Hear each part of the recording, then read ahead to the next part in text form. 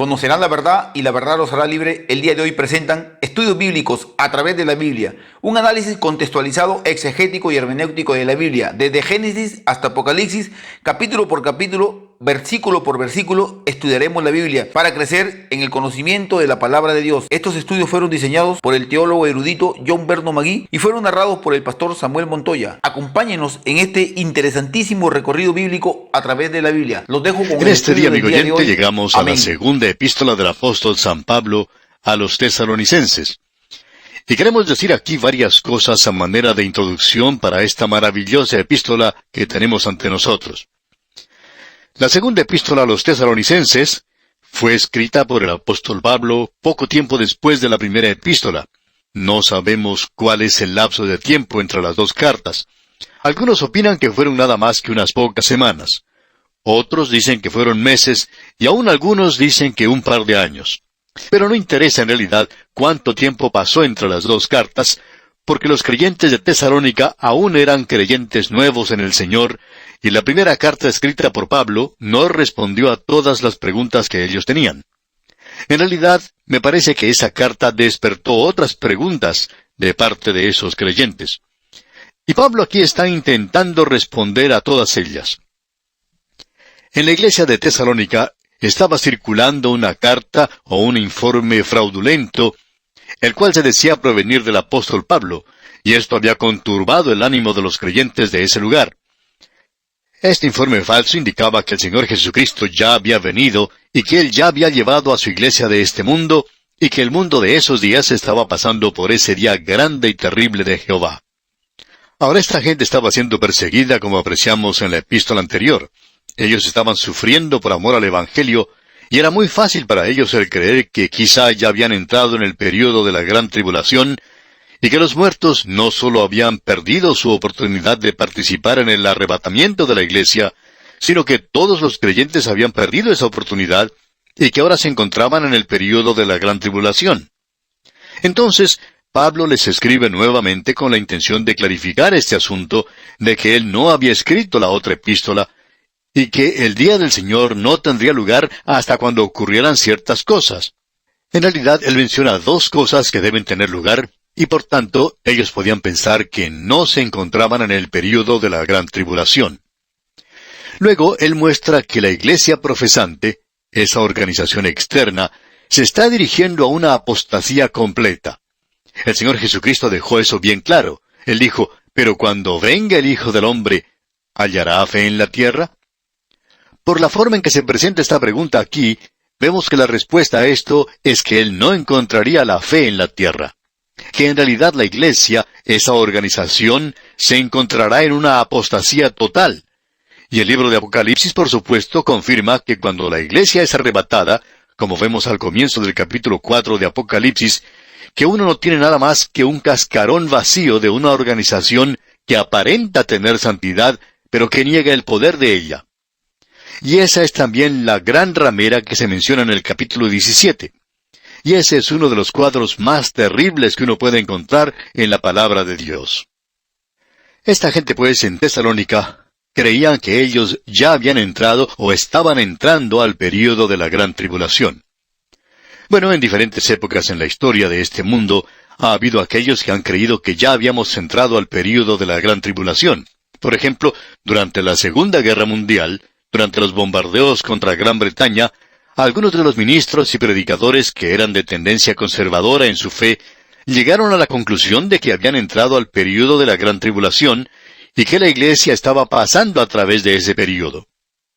Uno de estos creyentes contaba en una ocasión, si ustedes hubieran estado en Gran Bretaña durante esos bombardeos, y noche tras noche se hubieran tenido que refugiar en un túnel o en un sótano con muchas otras personas, miembros de su iglesia, y donde cada noche una persona llegaba a tener un ataque de histeria, un colapso nervioso total, que hacía necesario que esa persona fuera llevada a otra zona del país, y pasar noche tras noche por cosas como esas, usted hubiera creído que era el tiempo de la gran tribulación. Un pastor con quien este creyente estaba conversando le argumentó y le dijo, «Si yo hubiera estado en Gran Bretaña durante esos ataques aéreos, estoy convencido de que yo, siendo tan humano como usted, hubiera dicho lo mismo. Nos encontramos ahora en el período de la Gran Tribulación. Pero si hubiera tenido la oportunidad de salir de esos lugares de refugio cuando llegaron las fuerzas libertadoras y se comenzó el ataque contra Alemania, me imagino que esa gente allá también pensaba que se encontraba en el período de la Gran Tribulación. Pero luego de haber sido liberado, me encontraba disfrutando de una suculenta comida en algún restaurante con mis amigos. Yo creo que me hubiera pellizcado y me hubiera preguntado, ¿es esto en realidad el período de la Gran Tribulación? Porque si es así, entonces tengamos más tribulación, porque eso significaría más comidas suculentas. Ahora el creyente que estaba conversando miró a este pastor y le dijo que él estaba volviéndose ridículo. Pero el pastor le respondió que él no pensaba que se estaba volviendo ridículo, sino más bien que este creyente era quien se estaba volviendo ridículo. Ahora no creemos, amigo oyente, que la iglesia vaya a pasar por el período de la gran tribulación, y opinamos que esta epístola nos va a aclarar completamente que la iglesia no pasará a través del período de la gran tribulación. Probablemente veamos esto en nuestro próximo estudio, pero ese será el tema de esta carta aquí. Usted ha podido apreciar, amigo oyente, que la primera epístola enfatizaba el regreso de Cristo por su iglesia, que a eso nosotros llamamos el rapto. Ahora esta epístola enfatiza el regreso de Cristo a la tierra y el establecimiento de su reino aquí sobre la tierra, y nosotros regresamos con Él en esa oportunidad. Eso se llama la revelación, y esta epístola pone su énfasis en eso. Amigo oyente, en el arrebatamiento, el énfasis no se da a su venida a esta tierra porque Él no viene a la tierra. Él expresa con claridad que no ocurre eso. A lo que se da énfasis es a lo que dice el versículo 17 del capítulo 4 de la primera epístola a los tesalonicenses, de que seremos arrebatados juntamente con ellos, arpazo. Nosotros seremos arrebatados y ese es el rapto de la iglesia. Así lo dice muy claramente. Aquí, Él regresa a la tierra para establecer su reino sobre esta tierra. Ahora este espacio de tiempo entre estos dos eventos es el período de la gran tribulación. Y nosotros hemos tenido oportunidad, como hicimos en los últimos programas, para enfatizar el arrebatamiento de la iglesia y la relación que existe con el período de la gran tribulación y el día de Jehová. El arrebatamiento de la iglesia no es un tema que se trata en el Antiguo Testamento. No existe allí para nada. La esperanza del Antiguo Testamento era una esperanza terrenal de que su pueblo establecería un reino sobre esta tierra y que el cielo vendría a esta tierra. En nuestra humilde opinión, todo lo que el reino de los cielos significa para nosotros es el reino de los cielos sobre esta tierra. Hay algunos teólogos que han complicado esto demasiado. Tan complicado es todo esto que nos preguntamos a veces qué es lo que están tratando de hacer. Tratando quizá de sostener o mantener alguna clase de teoría. Sin embargo, es el reino de los cielos sobre la tierra, porque esta tierra se convertirá en un cielo algún día. Se nos ha dicho, y fue el Señor Jesucristo quien lo dijo, y ese es uno de los grandes temas de las epístolas. Pablo lo dice, así como también Pedro y Santiago. Juan también lo dice, que nosotros vamos a ser arrebatados y que nos vamos a encontrar con el Señor en el aire. Vamos a estar con Él para siempre, como Él mismo lo ha dicho. Ese no es un tema tratado en el Antiguo Testamento. Ahora, el Día del Señor, como ya hemos visto, es un tema bastante interesante y nosotros vamos a estar tratando con esto. Y esa expresión de el Día del Señor será algo que estaremos tratando cuando nos toque estudiar el capítulo 2 de esta segunda epístola a los tesalonicenses. En el primer capítulo encontramos la persecución de los creyentes en el presente y el juicio de los inconversos en el futuro, es decir, cuando Cristo venga a este mundo a establecer su reino. En el capítulo 2 tenemos el programa para este mundo en conexión con la venida de Cristo. Luego, en ese mismo capítulo, comenzando con el versículo 13, tenemos la practicabilidad de la venida de Cristo. Y en esto vemos nosotros que los creyentes tienen que estar establecidos en la palabra. Ellos tienen que estar establecidos en su andar, deberían estar establecidos en su obra por el Señor. No hay otra verdad más práctica que la gran verdad de la escatología, el programa de Dios para el futuro. Y no hay otra cosa que debiera afectar la vida como eso. Usted, amigo oyente, no lo podría creer sin que afecte su propia vida. Y opinamos que es la gran verdad que probablemente se necesita hoy, y se necesita de una manera muy cierta. Entremos entonces a analizar lo que dice este primer capítulo de la segunda epístola a los tesalonicenses. la persecución de los creyentes ahora, que no es el período de la gran tribulación, y el juicio de los que no son creyentes más adelante, es decir, a la venida de Cristo. En los primeros 2 versículos tenemos la introducción. Y luego, en los versículos 3 hasta el 7, tenemos la persecución de los creyentes y los frutos de eso. Luego, los versículos 8 al 12 nos dan el castigo del impío en la venida de Cristo. Y por supuesto, ese castigo no termina hasta cuando tenga lugar el gran trono blanco al final del período de la gran tribulación, porque todos aquellos que son impíos serán reunidos para ese tribunal final ante Dios. Notemos pues ahora lo que dice el primer versículo de este capítulo 1 de esta segunda epístola a los tesalonicenses. Pablo, Silvano y Timoteo, a la iglesia de los tesalonicenses en Dios nuestro Padre y en el Señor Jesucristo. Tenemos ante nosotros una declaración tremenda de parte del apóstol Pablo. Y quisiera analizar esto muy bien ya que es de suma importancia. La salutación del apóstol Pablo que encontramos aquí es su saludo cordial acostumbrado a la iglesia que es teológica y espiritualmente sana, y él coloca a su lado a Silas y Timoteo. Estos hombres habían padecido mucho. Usted recuerda que Pablo y Silas se encontraron juntos en la prisión en Filipos, y que Pablo, Silas y Timoteo habían ido a Tesalónica, y cuando Pablo tuvo que partir de ese lugar, él dejó a Timoteo y a Silas atrás, y esperó que ellos se reunieran con él en Atenas. Ellos no pudieron hacerlo, y luego él se dirigió a Corinto, a donde ellos también llegaron finalmente. Fue entonces cuando él escribió su primera epístola en respuesta a algunas preguntas que se habían presentado. Encontramos ahora a Pablo aquí escribiendo su segunda epístola, y él identifica a estos 2 colaboradores suyos, a sus hermanos con él. A Pablo no le molestaba hacer algo así. Él se identificaba con hombres que para nosotros hoy hubieran sido completamente desconocidos si Pablo no los hubiera incluido a ellos en estas epístolas suyas. Creemos que esto nos revela algo del carácter del apóstol Pablo. Un hombre que había sido muy orgulloso como joven fariseo, se había convertido ahora en un humilde seguidor del Señor Jesucristo, así como también su siervo y su apóstol. Esta carta está dirigida a la iglesia de los tesalonicenses. Bien, esa es la iglesia local en Tesalónica. Pablo creía en la iglesia local, y esta iglesia que se encontraba en Tesalónica es en Dios nuestro Padre y en el Señor Jesucristo. Y nos imaginamos que él no dijo en el Espíritu Santo, porque el Espíritu Santo estaba en la iglesia de Tesalónica morando en los creyentes, y eso era con el propósito de que ellos manifestaran la vida de Cristo en ese lugar para andar dignos de la alta vocación del llamado de Dios. Pero su posición es que ellos estaban en Dios nuestro Padre y en el Señor Jesucristo. Y eso quiere decir, amigo oyente, que Pablo enseñó en cuanto a la deidad, a la divinidad de Jesucristo.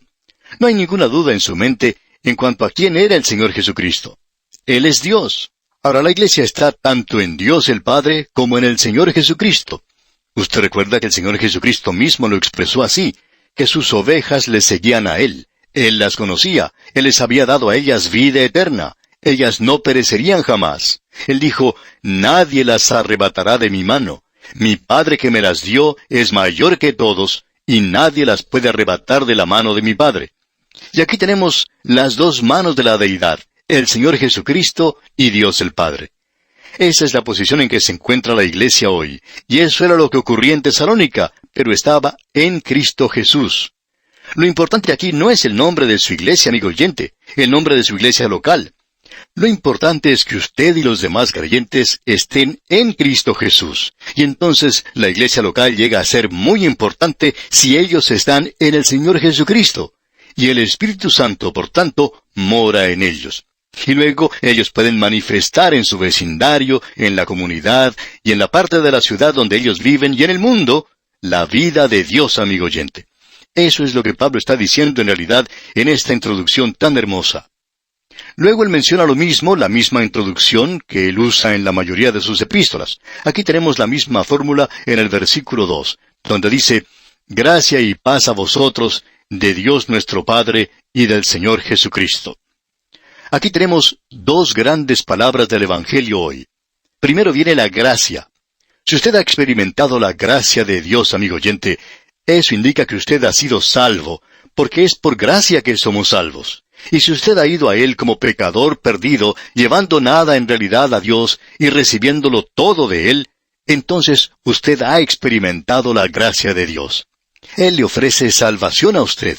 El don de Dios es vida eterna y usted no puede hacer nada para lograr un regalo, un don.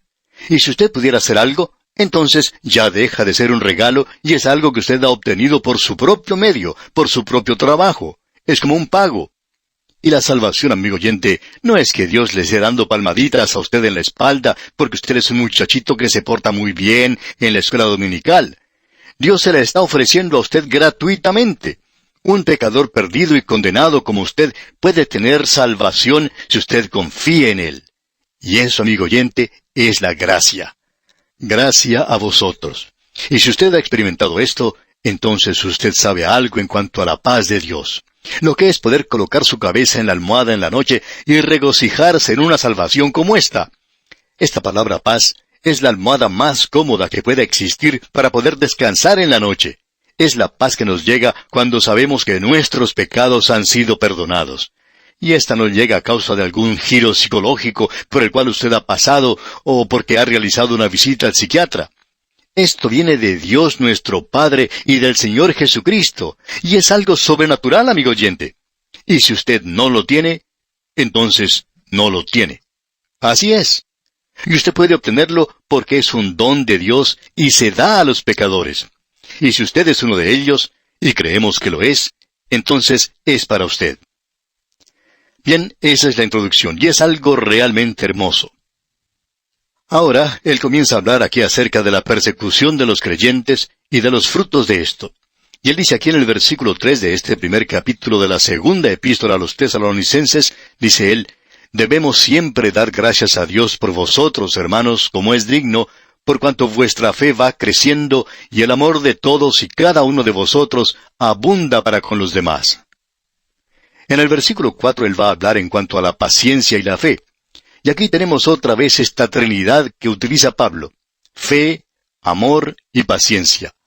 Son términos abstractos, pero es necesario sacarlos de lo abstracto y ponerlo en lo concreto.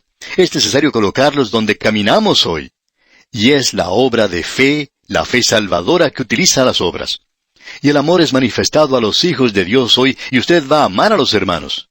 Usted me va a tener que amar a mí, quiera o no lo quiera hacer, amigo oyente, si usted es un hijo de Dios. Y yo voy a tener que hacer lo mismo, voy a tener que amarlo a usted también. Y esto es un arreglo maravilloso. Luego tenemos la paciencia. Y esta paciencia aquí quizá no sea la paciencia que necesitamos para esperar el cambio de las luces del semáforo o cuando nos encontramos en un embotellamiento del tráfico, sino que es una paciencia que hoy está dispuesta a vivir para Dios, sabiendo que todas las cosas obran a bien. Y que nosotros tenemos esa visión futura, ese objetivo futuro de que algún día vamos a llegar a su presencia.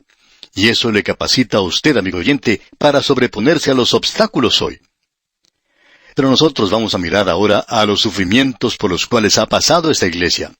Es como viajar por un camino que por el momento es malo, pero que al costado tiene un letrero que indica que unos 5 kilómetros más adelante uno puede encontrar un camino pavimentado por el cual puede continuar su recorrido de una forma suave. Y sabiendo que las cosas van a mejorar más adelante, entonces usted puede soportar el presente. Muchos de nosotros hoy nos encontramos en una situación como esta. El camino es difícil y se nos ha pedido que suframos. Bueno, amigo oyente, si usted tiene una buena vista, esa es la paciencia de la esperanza, y la esperanza mira hacia adelante y puede contemplar un camino liso, suave para el futuro. Y eso, amigo oyente, puede estar más cerca de lo que nosotros pensamos. Bien, hasta aquí es donde podemos llegar hoy. Vamos a continuar con esta sección más adelante, y vamos a ver en cuanto a la persecución de los creyentes y los frutos de esto. Dios nunca permitirá que usted sufra, a no ser que eso llegue a cumplir un propósito en su vida. Y veremos esto, Dios mediante, en nuestro próximo programa. Hemos llegado apenas hasta el versículo 3 de este primer capítulo de la segunda epístola a los tesalonicenses, y le sugerimos, amigo oyente, leer el resto de este capítulo para estar mejor informado de lo que trataremos en nuestro siguiente estudio. Será pues, hasta entonces, es nuestra oración que el Señor le bendiga en gran manera. En el día de hoy, amigo oyente, regresamos a esta segunda epístola del apóstol Pablo a los tesalonicenses y nos encontramos en el capítulo 1, versículo 3. En esta sección, Pablo está hablando de la persecución de los creyentes ahora y del juicio de los incrédulos en el futuro, es decir, cuando venga Cristo.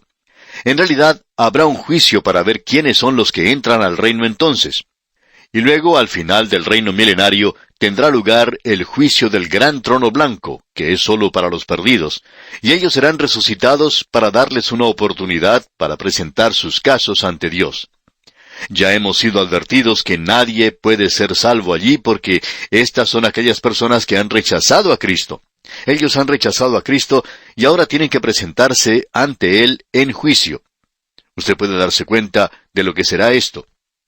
Él murió por ellos. No es un asunto de que Él los envía al infierno así nomás. Todo esto gira en solo una cosa. Ellos lo han rechazado. Ellos ya están perdidos. Ellos ya están condenados al infierno. Ellos han rechazado el único camino por medio del cual podrían ser salvos y van a tener la oportunidad de argumentar su caso allí. Porque hay muchas personas que opinan que el Evangelio es algo absurdo, dicen. Cierto hombre dijo, yo no voy al cielo llevado por ninguna otra persona. Yo me puedo parar en mis propios pies. Bueno, el gran trono blanco es para eso. Nosotros vamos a ver ahora estas dos cosas. La persecución de los creyentes aquí y la otra, el juicio de los impíos. Al llegar a este capítulo, podemos ver qué es lo principal que hace la persecución. Amigo oyente, para los creyentes es una disciplina. Dios disciplina a sus hijos. Él castiga a los impíos. Y de paso, digamos que esa es la diferencia. Él trata de rehabilitar a sus hijos. Él quiere que los perdidos vuelvan a nacer, que renazcan, si se me permite la expresión. Pues bien, veamos ahora lo que nos dice nuevamente este versículo 3 del capítulo 1 de esta segunda epístola a los tesalonicenses. Debemos siempre dar gracias a Dios por vosotros, hermanos, como es digno, por cuanto vuestra fe va creciendo, y el amor de todos y cada uno de vosotros abunda para con los demás. Uno no puede crecer en la gracia de Dios. Uno no puede crecer hacia Él sin crecer también hacia su hermano. Uno crece para Dios en gracia y conocimiento, en fe, y uno crece para con su hermano en amor. Ahora, ¿qué es lo que hace todo esto? Él tiene que enviarnos pequeños problemas, porque esta es una disciplina que produce en nuestra vida una paciencia que nos capacita para mirar hacia el futuro y tener esperanza. Ahora el versículo 4 dice, tanto que nosotros mismos nos gloriamos de vosotros en las iglesias de Dios, por vuestra paciencia y fe, en todas vuestras persecuciones y tribulaciones que soportáis. La iglesia no va a pasar a través del período de la gran tribulación, pero nosotros pasamos a través de un período de pequeña tribulación. Vamos a tener pequeños problemas aquí, y si usted no está padeciendo esto, amigo oyente, entonces hay algo que está completamente mal con usted. Y aquí tenemos una palabra que tiene que ver con la paciencia. Por vuestra paciencia. Esa palabra es interesante aquí. Esto quiere decir mantenerse debajo. Es ser colocado debajo de algo. Hay muchas personas que tratan de salir, de escabullirse de debajo de sus problemas, de sus dificultades. Bien, la persona que es paciente es capaz de mantenerse debajo de todo eso y continúa llevando esa carga. Soporta eso y no trata de botarla en algún lugar. No trata de librarse de su responsabilidad. Los creyentes de Tesalónica tenían un verdadero testimonio en el mundo romano de aquel día. Ellos se encontraban viviendo en una colonia romana y siempre había personas que iban a ese lugar y que salían de allí, y entonces los informes en cuanto a ellos se esparcían por todas partes. Y ellos en realidad soportaban muchas dificultades. Ellos tenían persecuciones y aflicciones. Esto no era algo extraño. La palabra de Dios deja en claro, amigo creyente, que usted tendrá problemas aquí en la tierra. Pedro, en su primera epístola, capítulo 4, versículo 12, dice lo siguiente. Escuche usted. Amados, no os sorprendáis del fuego de prueba que os ha sobrevenido, como si alguna cosa extraña os aconteciese. Ahora quizá usted haya escuchado a algún creyente decir, yo no sé por qué Dios permite que eso me suceda a mí. Nadie ha tenido que pasar a través de las cosas que yo he tenido que soportar. Amigo oyente, no sé cuáles son las cosas por las cuales usted está pasando ahora, pero cualquier cosa que eso sea, usted no está solo. Usted está muy acompañado porque no es algo extraño, no es algo nuevo. Y en vista de esto, Pedro nos dice en esa misma primera epístola, capítulo 4, versículos 13 y 15, «Sino gozaos por cuanto sois participantes de los padecimientos de Cristo, para que también en la revelación de su gloria os gocéis con gran alegría. Y así que ninguno de vosotros padezca como homicida, o ladrón, o malhechor, o por entremeterse en lo ajeno». Hay muchos creyentes que tienen problemas porque hablan demasiado. Hablan de otras personas, y allí es donde se crean los problemas.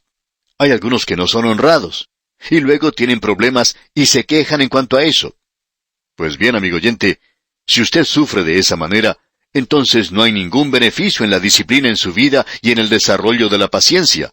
Usted simplemente está recibiendo lo que merece. Luego Pedro dice en el versículo 16 de ese mismo capítulo 4 de su primera epístola, «Pero si alguno padece como cristiano, no se avergüence, sino glorifique a Dios por ello». Debemos, por tanto, reconocer hoy que estamos siendo disciplinados. Dios castiga a los perversos. Necesitamos repetir una vez más que los jueces hoy no están castigando a los criminales como se merecen. Hay muchos que dicen que es necesario rehabilitar a los criminales, y eso es algo muy difícil de hacer. Ahora, no queremos ser malentendidos, amigo oyente. Hay algunos a los cuales se puede ayudar. Quizá aquellos que han cometido su primer crimen porque se han asociado con personas que no les convenía. Ellos tal vez pueden ser ayudados. Pero esos criminales empedernidos no pueden ya ser rehabilitados. No pueden ser colocados en un programa para rehabilitarlos en 6 meses y luego soltarlos y dejarlos libres en la sociedad, porque esta gente debería ser castigada y debería dejarse bien claro que son puestos en la cárcel para ese propósito, y deberían permanecer allí. Es por esa razón por la cual creemos que tenemos la enseñanza de la palabra de Dios de que la pena capital sirve para disuadir el crimen. Y los liberales hoy no son tan elocuentes como lo eran en tiempos pasados. En realidad, es sorprendente escuchar a algunas de estas personas diciendo que es necesario que tengamos ley y orden. Bien, eso era algo que era despreciado unos cuantos años o quizá meses atrás. Pero ahora se están dando cuenta que es necesario que exista el castigo. Estamos diciendo esto porque Dios disciplina a sus hijos para su propio desarrollo, para su crecimiento, para que éstos lleguen a tener paciencia y esperanza en el futuro. No es necesario que usted se ponga demasiado cómodo aquí. Si fuera así, entonces usted no estaría esperando que venga el Señor. Bien, Pablo continúa hablando y dice ahora en el versículo 5 de este primer capítulo de la segunda epístola a los Tesalonicenses, «Esto es demostración del justo juicio de Dios, para que seáis tenidos por dignos del reino de Dios, por el cual asimismo padecéis». Esto no tiene nada que ver con su salvación, sino que lo prepara a usted para su estado eterno. Usted y yo vamos a mirar atrás, y quizá algunos de nosotros vamos a desear haber tenido un poco más de disciplina de la que recibimos. Ahora esto es para el presente, para el día de hoy. Luego vendrá un castigo para los impíos. Escuche usted lo que Pablo dice, comenzando aquí con el versículo 6. Sin embargo, hemos puesto en nuestras notas que el juicio de los impíos a la venida de Cristo comienza con el versículo 8. Pero aquí tenemos una preparación. Miremos entonces el versículo 6. «Porque es justo delante de Dios pagar con tribulación a los que os atribulan». Cuando Dios juzga hoy, Dios es justo al hacer esto. Pablo hace la pregunta, ¿hay alguna injusticia con Dios? Y la respuesta es, por supuesto que no. No importa lo que Dios haga, Él siempre hace lo correcto. Él no puede hacer las cosas mal. Él hace las cosas justas. Nosotros nos quejamos porque somos ignorantes, no comprendemos por qué Dios hace ciertas cosas. Y Él hace eso con un propósito bien establecido.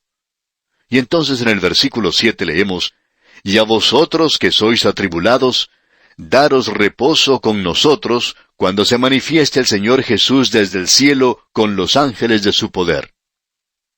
El Señor Jesucristo viene en juicio, y ahora tenemos aquí en los versículos 8 y 9 lo que Pablo nos dice en cuanto a eso. Leamos.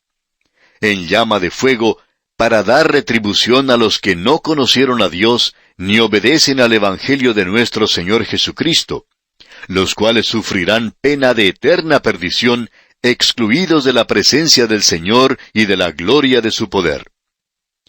Queremos decir algunas cosas en este instante. La palabra de Dios dice en realidad muy poco en cuanto al cielo. Y una de las razones es que es tan maravilloso que nosotros no podemos comprenderlo. El Señor no quiere que nosotros pensemos tanto en el cielo, que lleguemos al punto de no servir para nada aquí en la tierra. Así es que Él quiere que nosotros mantengamos nuestros ojos en nuestro andar, en nuestro camino. Y la Escritura no solo dice muy poco en cuanto al cielo, dice mucho menos en cuanto a la condición de los perdidos. Eso es tan terrible que el Espíritu Santo nos ha colocado un velo sobre eso, y no hay nada aquí que pueda satisfacer la curiosidad morbosa o el deseo de venganza. Porque, amigo oyente, cuando Dios juzga, Dios no lo hace de una forma vengativa. Él lo hace para vindicar, para justificar su justicia y su santidad. Pero no hay nada en las Escrituras para satisfacer ese deseo morboso. Pero tenemos lo suficiente, sí, como para darnos una advertencia. Ahora no quiere decir que es menos real porque se dice tan poco de ello. En realidad, el Señor Jesucristo dice mucho más en cuanto al infierno que cualquier otra persona. El infierno es una realidad terrible. No vamos a especular en cuanto a esto. Vamos a mencionar simplemente lo que se dice aquí y esto es suficiente. Él viene, como dicen los versículos 8 al 10, en llama de fuego, para dar retribución a los que no conocieron a Dios ni obedecen al Evangelio de nuestro Señor Jesucristo, los cuales sufrirán pena de eterna perdición, excluidos de la presencia del Señor y de la gloria de su poder, cuando venga en aquel día para ser glorificado en sus santos y ser admirado en todos los que creyeron, por cuanto nuestro testimonio ha sido creído entre vosotros. Hay muchas personas que ponen en ridículo el infierno, pero eso no quiere decir que no exista. En los meses antes de la Segunda Guerra Mundial, la idea popular era que Hitler no iba a lanzar a Europa a una guerra y hacer un holocausto de todo eso y convertir a Europa en un verdadero infierno. Sin embargo, lo hizo. Hubo hasta quienes dijeron que iban a tener paz. Sin embargo, no fue así. Hubo otros que decían que Japón no iba a atacar a los Estados Unidos. Aún el mismo gobierno americano no creía en eso. Y las iglesias liberales en ese entonces predicaban el pacifismo. Pues bien, amigo oyente, aunque ellos no lo creyeran, tuvo lugar Pearl Harbor. Amigo oyente, sí hay un infierno, y Cristo vendrá a esta tierra un día. Pero primero Él va a sacar a los suyos de esta tierra, y eso lo veremos Dios mediante en nuestro próximo programa. Pero Él vendrá y será un terror para los impíos. Habrá un juicio para aquellos que no conocieron a Dios ni obedecen al Evangelio de nuestro Señor Jesucristo. Ese es el punto aquí. Esa es la obra de Dios. ¿Quiere usted trabajar para lograr su salvación? Esta es la obra de Dios, que usted crea en el Señor Jesucristo. Eso es lo que la palabra de Dios nos dice. Uno puede hacer ver esto de una manera muy linda hoy. Y quisiéramos decir lo siguiente. Escuchamos en estos días muchos testimonios. En cierta ocasión alguien escribió su testimonio en un libro, y en realidad lo que se veía en ese libro era la palabra yo. O sea, mucho en cuanto a yo. No se decía mucho en cuanto al Señor Jesucristo, aparte de que este hombre había llegado a ser rico, que tenía una personalidad muy buena, que él había salvado su hogar y salvado todo. Bueno, algo así es maravilloso, y así lo era. Pero no había nada en su testimonio, y no existe nada tampoco en el testimonio de gran cantidad de creyentes hoy, que debieran decir, yo era un pecador condenado al infierno, yo estaba perdido, y Él me salvó. Amigo oyente, eso es lo importante de decir en su testimonio. No lo que Él ha hecho por usted del lado donde usted pide y pide. ¿De qué lo libró Él a usted? Esa es la razón por la cual Él vino. Él vino para redimirnos, amigo oyente, no para darnos una nueva personalidad y hacernos hombres de negocios de mucho éxito. Él vino para librarnos del infierno, amigo oyente. Eso no es muy popular hoy. A la gente no le gusta eso. Hay muchas personas a las cuales no les gusta escuchar que tienen cáncer. Una señora ni siquiera quería ir a ver al médico. Ella sabía que tenía cáncer porque en la primera visita que ella hizo a su médico, él le comunicó eso. Pero ella no volvió a ir más. insistía en que tenía otra cosa. No es necesario que le digamos, amigo oyente, que ya la han sepultado a ella. Ella tenía cáncer y el médico le había dicho a ella la verdad, pero ella no estaba preparada para ver eso. Y hoy hay muy pocas personas que están diciéndole a la gente que ellos están perdidos. Amigo oyente, si alguien viniera y usted estuviera en un edificio que está quemándose, y usted estuviera dormido en ese momento, si esa persona le despertara, le levantara y le sacara de ese edificio que se está quemando, y llegara a amarle a usted mucho, y resultara ser un hombre muy rico que le adoptara a usted como hijo suyo, y le llevara a su propia casa, una casa muy hermosa, y luego le diera a usted muchas cosas maravillosas, ¿qué haría usted si tuviera la oportunidad de hablar ante un grupo de personas para darle las gracias? ¿Por cuáles de esas cosas le agradecería usted? ¿Le daría a usted las gracias por haberle adoptado como su hijo? Esperamos que así fuera. Eso sería algo bueno. Pero, ¿por qué realmente le agradecería a usted? ¿No le daría a usted las gracias en realidad porque Él le rescató de un edificio que se encontraba en llamas, que estaba quemándose? Ahora aquí, amigo oyente, tenemos que el juicio de los impíos se acerca. Y si usted permanece con ese grupo, entonces usted va a ser juzgado. Alguien debería decirle eso, y nosotros se lo vamos a decir. Notemos ahora lo que dice aquí el versículo 11 de este capítulo 1 de la segunda epístola a los Tesalonicenses. Por lo cual asimismo oramos siempre por vosotros, para que nuestro Dios os tenga por dignos de su llamamiento, y cumpla todo propósito de bondad y toda obra de fe con su poder. Él quiere hacer cosas buenas por usted hoy, pero Él le salvó a usted de algo, y eso es lo importante. Y en el versículo 12 leemos, para que el nombre de nuestro Señor Jesucristo sea glorificado en vosotros, y vosotros en Él, por la gracia de nuestro Dios y del Señor Jesucristo. Si Dios le ha hecho prosperar a usted, y ha hecho que usted llegue a ser un hombre de negocios de mucho éxito, y usted puede ponerse de pie y glorificar a Cristo, eso está bien. Pero ¿qué en cuanto a esos santos que son pobres? Una señora que se encuentra internada en un hospital y que ha debido guardar cama la mayor parte de su vida, tiene un testimonio realmente radiante. Amigo oyente, es muy fácil hablar ante un grupo de personas después de haber participado en algún banquete y jactarse de cómo Dios le ha bendecido. Pero ¿qué de esta mujer que tiene que permanecer en cama en un hospital? Ella sí que tiene un testimonio radiante. Amigo oyente, ella está glorificando a Dios.